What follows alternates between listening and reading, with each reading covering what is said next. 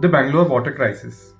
Bangalore has reached a point where there is such a lack of resources in terms of water that now the water is available almost at the rate of 5 times. Like a tanker which is available for 500 is now available for 2500. In like year 2000, it actually had 81 lakes which were lesser than 100 acres, and there were about 16 lakes which were beyond 100 acres. It was a city of lakes and rivers. The city was not supported for its supply and irrigation water through any of the rivers.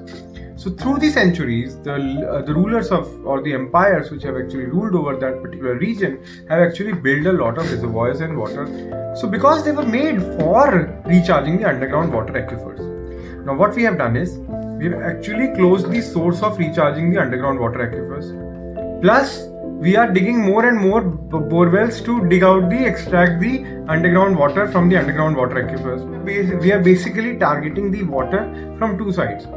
One, we are not letting it recharge, and two, we are exploiting it. The rapid urbanization of Bangalore, there was a lot of over exploitation of the natural resources which are available in the city and around. Now, the most funny part of the whole how government is dealing with the crisis.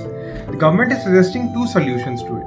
One, that the citizens of Bangalore should start using tissue papers and disposable plates as a solution rather than to save water. And two, they have actually committed about 70 crores to dig more bore wells around the city. Wow.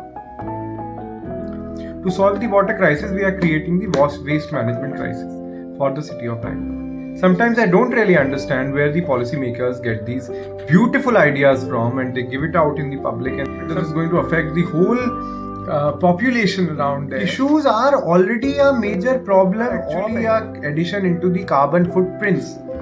Like I decided as a green resolution this year in 2024, I decided that I'll stop using tissues completely.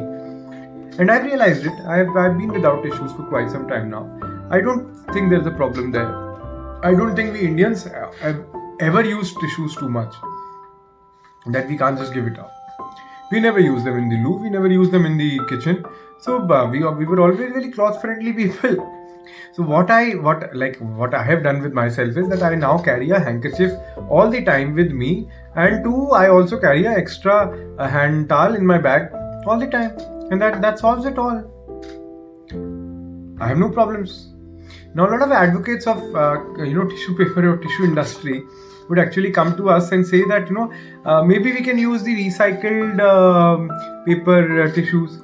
But let me tell you, the recycled paper-based tissues, 30% more greenhouse gas emissions happen than the process which actually leads to the tissues out of the virgin wood pulp. So tissues are a serious problem. Whether recycled, whether normal, tissues are a serious problem. Tissues cannot be a solution to any problem, an environmental problem per se. So, you have heard about the problems, about how government is dealing with it and how government is not dealing with it. Let's talk about the solution. Solution, and that too at our own levels. What government can do, cannot do, what the institutions can do, factories can do, industries can do. What can we do? We can adopt rainwater harvesting. So out of all the sources that we had available, like rivers gone, ponds gone, lakes gone, wells gone. So what is left? Underground water aquifers and rainwater. So we have to, and these are both dependent on each other. Underground water aquifers, we have to keep extracting water out of it to use, understandable. But then we must also act to actually recharge them. So to recharge them, there's only one way, which is the rainwater harvesting structures.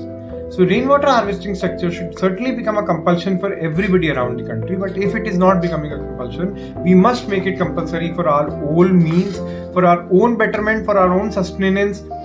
That we should adopt this technology, we should adopt this methodology at our own homes, and will motivate at least 10 more people to adopt it, so that our children will be able to live with proper access to drinking water, bathing water, or else they would be saying, Papa, aaj to nila do, ab to 4 din ho gaye. But you will say, no, it's too costly. That is going to be the reality of the world tomorrow. Today we are already buying water at 20 rupees a litre to drink. You think it is not going to happen that you are going to buy 10 liters of water at 500 rupees to actually take a shower. If you don't want that to happen, start acting today. Act today and get rainwater harvesting in your own homes. And at least if you are staying in a flat and there you can't actually have the rainwater harvesting, so at least adopt simpler ways to conserve water at your own homes. Thank you.